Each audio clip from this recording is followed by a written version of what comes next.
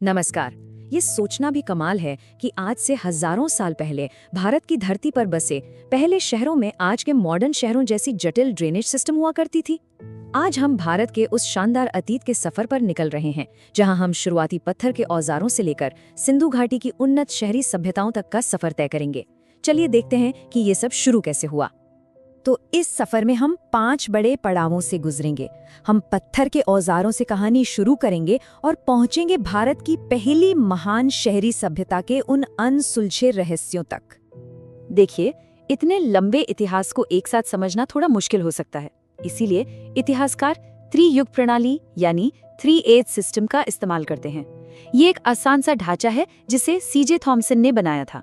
इससे हमें यह समझने में मदद मिलती है कि इंसानों के इस्तेमाल की जाने वाली चीजों के आधार पर टेक्नोलॉजी वक्त के साथ कैसे बदली। तो मोटे तौर पर इतिहास को 3 बड़े हिस्सों में बांटा गया है। पहला है पाषाण युग, मानव इतिहास का सबसे लंबा, सबसे बुनियादी दौर।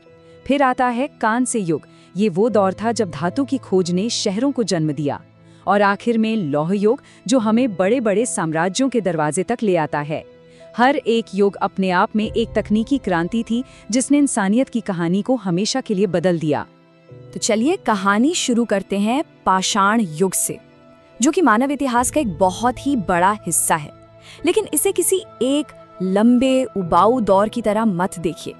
यह असल में 3 अलग अलग चरणों में बटा हुआ है और हर चरण मानव विकास में एक बहुत बड़ी छलांग थी। तो ये 3 चरण हैं: पुरा पाषाण यानी पुराना पाषाण युग, मध्य पाषाण यानी बीच का दौर, और नव पाषाण मतलब नया पाषाण युग।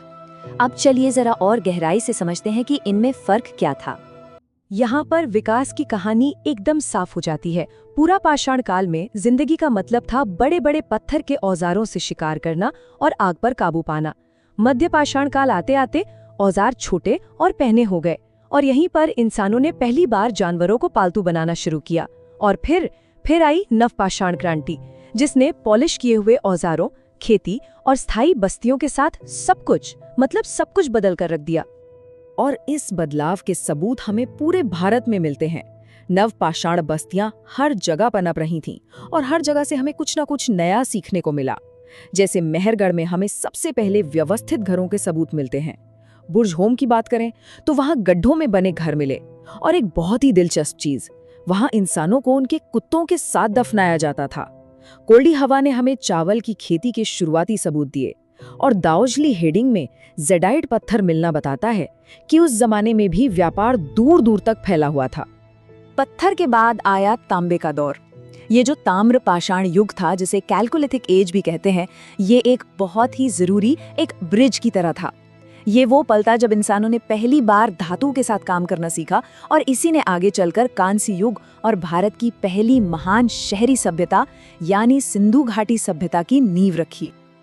अब हम समय में एक बड़ी छलांग लगाते हैं। सोचिए, लगभग 2500 ईसा पूर्व भारतीय उपमहाद्वीप में एक क्रांति हो रही थी। हजारों सालों की ग्रामीण जिंदगी के बाद अचानक बड़े बड़े सुनियोजित शहर उभरने लगे। ये इंडस वैली सिविलाइजेशन यानी सिंधु घाटी सभ्यता का जन्म था। और ये कोई ऐसे वैसे शहर नहीं थे, ये अपने समय के इंजीनियरिंग के बेजोड़ नमूने थे। जरा कल्पना कीजिए, सड़कें एक दूसरे को समकोण पर काटती हुई, मतलब एक ग्रिड पैटर्न में, ढकी हुई नालियों वाली एक शानदार जल निकासी व्यवस्था, और हर इमारत मानकीकृत पक्की हुई ईंटों से बनी थी। ये उस जमाने के हिसाब से अविश्वसनीय रूप से तकनीकी था। ज्यादातर सिंधु घाटी के शहर 2 हिस्सों में बटे होते थे। एक था पश्चिमी टीला, जो ऊंचाई पर होता था। इसे ही गढ़ या सिटाडेल कहते हैं। माना जाता है कि यहाँ शासक वर्ग या जरूरी इमारतें होती थीं। और दूसरा था पूर्वी हिस्सा, निचला शहर, जहाँ आम लोग रहते थे। हाँ, एक दिलचस्प अपवाद है चन्हूदड़ो, जहाँ कोई गढ़ नहीं मिला। तो इन शानदार शहरों में रहने वाले लोगों की जिंदगी आखिर थी कैसी? चलिए उनकी अर्थव्यवस्था, कला और उनके विश्वासों की दुनिया में झांकते हैं। सिंधु घाटी के लोग माहिर व्यापारी थे। ये दुनिया के पहले लोग थे जिन्होंने कपास उगाया। व्यापार के लिए वो वस्तु विनिमय प्रणाली यानी बार्टर सिस्टम का इस्तेमाल करते थे। उनके वजन और माप 16 के गुणकों पर आधारित थे। और हमें मेसोपोटामिया के रिकॉर्ड से पता चलता है कि वो इन लोगों के साथ व्यापार करते थे जिन्हें वो मेलुहा कहकर बुलाते थे। उनकी कलाकृतियों में से ये पशुपति मोहर सबसे मशहूर है। इसमें बीच में एक आकृति बैठी है जिसे कई लोग आद्य शिव या प्रोटो शिवा का रूप मानते हैं, और ये जानवरों से घिरे हुए हैं। ये हमें उनकी आध्यात्मिक दुनिया की एक छोटी सी झलक देती है, जो शायद प्रकृति और देवत्व के बीच एक मजबूत रिश्ते की ओर इशारा करती है। और फिर है मोहनजोदड़ो से मिली ये कांस्य की मूर्ति, जिसे डांसिंग गर्ल या नृत्य करती लड़की कहा जाता है। इसका आत्मविश्वास से भरा पोज और बनाने का तरीका उस समय की कला का एक बेहतरीन नमूना है। ये हमें सिंधु घाटी के लोगों की कलात्मक समझ और उनके हुनर की याद दिलाता है। ये सेलखड़ी की मूर्ति भी एक और पहेली है। ये दाढ़ी वाला आदमी कौन था? कोई पुजारी, कोई राजा या समाज का कोई बड़ा आदमी? हम पक्के तौर पर तो नहीं कह सकते, लेकिन ये उनके समाज में किसी तरह के ऊंच नीच के क्रम की ओर जरूर इशारा करता है। सिंधु घाटी के लोगों की अपनी एक लिपि भी थी, लेकिन आज तक इसे कोई पढ़ नहीं पाया है। ये एक बहुत ही अनोखे स्टाइल में लिखी जाती थी, जिसे बोस्ट्रोफेडन कहते हैं। मतलब पहली लाइन दाएं से बाएं तो अगली लाइन बाएं से दाएं। ये वाकई इतिहास के सबसे बड़े अनसुलझे रहस्यों में से एक है।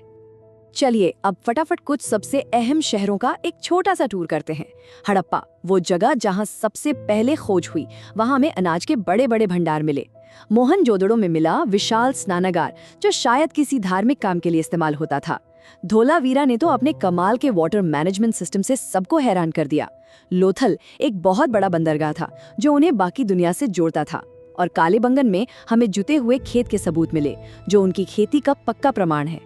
लेकिन फिर लगभग 1900 ईसा पूर्व के आसपास ये महान शहर धीरे धीरे खत्म होने लगे, और यहीं से शुरू होता है सिंधु घाटी सभ्यता का आखिरी और सबसे बड़ा रहस्य।